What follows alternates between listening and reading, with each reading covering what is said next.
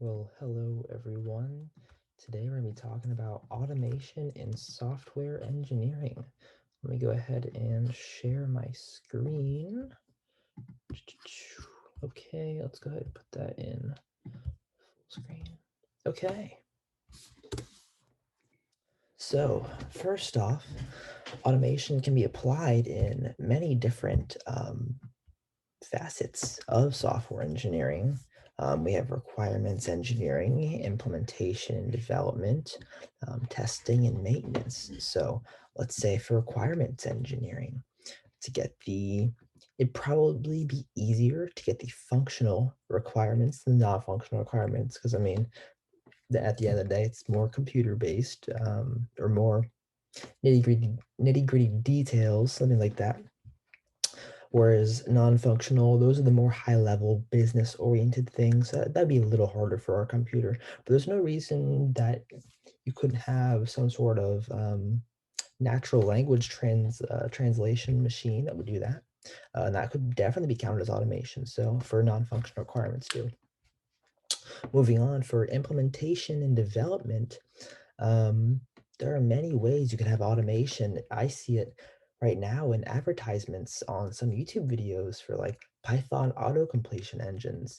And a lot of times those are algorithmic, but as of late, I have seen them including machine learning ones, or where they auto complete your code based on what they think you're about to type. And that's a really cool development. But then again, we could also have programs that write entire scripts for you, entire classes for you, entire based on uh, predefined requirements, or predefined program design, something like that. And then we have automated testing as well.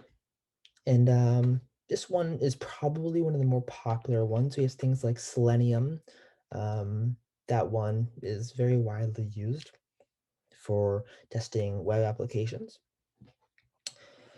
And then we have maintenance, where automation can, again, this one's a little more similar to implementation development, but we'll see soon why maintenance might not be the greatest thing for automation. Moving on slides. Oops. Okay, so the advantages of automation. So our goal, we want as little to no human interaction. We don't want any human interaction if possible. And why do we even want that? Well, humans need sleep. Computers just need electricity. They can keep going all day long. Humans, you gotta pay them, they gotta eat. Whereas a computer, you give electricity and your business foots the bill for electricity. Boom, you have a working employee all day just doing work. Um, so yep, like I said, no employee training. Yep, cost can be no onboarding, offboarding of employees. It's just you buy the computer, boom. Now that would require another position. We'll talk about that in the disadvantages of automation section to manage this whole automation system. But we'll get there. Yep, and then costs can be easier to calculate because we know things up front. We know maybe computer B takes X amount of time to complete this automated task. We know that, so we can calculate costs based on that. Again, no need to pay employees. Yep, humans are not perfect. Humans can make mistakes. Computers can also make mistakes, but it's at a human's expense. Computers do exactly what they're told, nothing more, nothing less.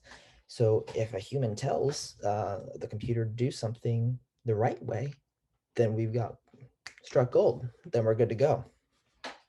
But if not, we can have some really catastrophic effects. So like the Mars polar lander shutdown of 1999, that cost us, the US, $165 million.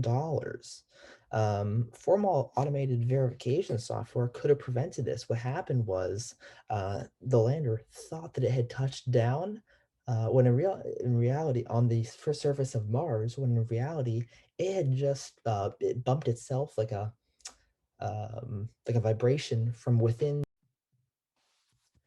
Okay, sorry about that. My internet cut out. It's cut out twice now. Anyway, we're talking about the Mars polar lander shutdown.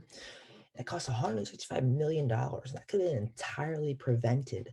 What happened was the machine or the software thought that it had landed already, or something like that, and it went into full landing gear mode, and it was nowhere even near the surface of the planet. So it just went full force and exploded.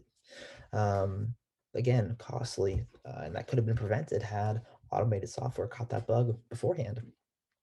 So these automated workflows can be debugged up front and work algorithmically from then on, doing perfect work as long as well defined. That's crucial, um, because computers, like we said, they're just going to do whatever humans tell them to do. Exactly what humans tell them to do, no more, no less. So we just need to pay attention to that. And if we do it right the first time, we can verify software efficiently and correctly, more importantly.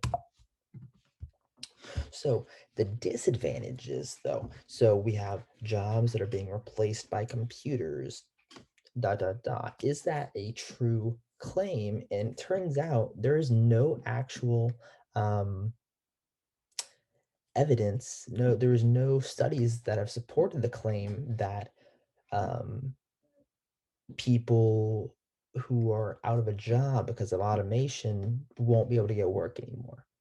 People work to, or sorry, people move where there are jobs. If their industry somehow gets shut down, we see it with the coal industry.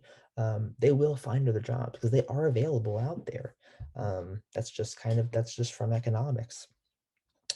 So computers do not always do work as neatly as humans. Another disadvantage, and this makes it hard to interface computer done work and human done work.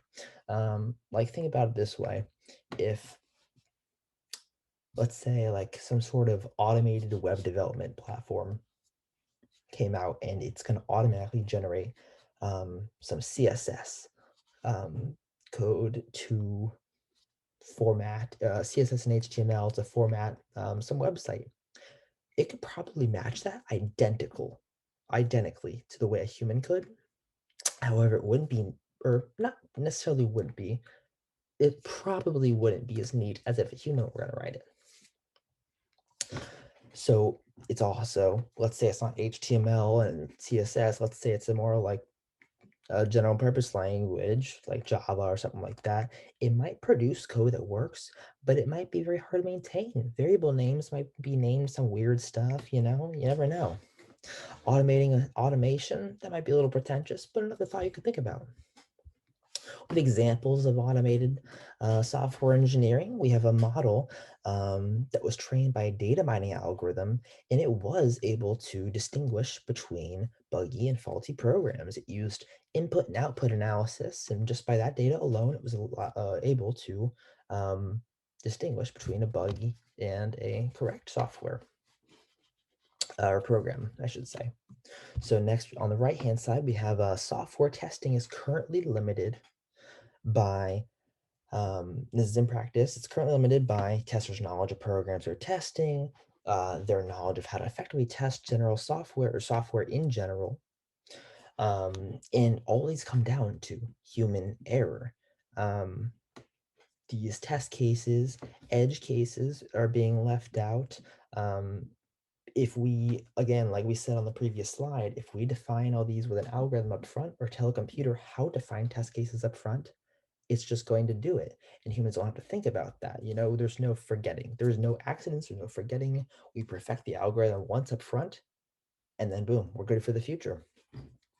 So next up, automated testing solves all of these issues, like we were just saying.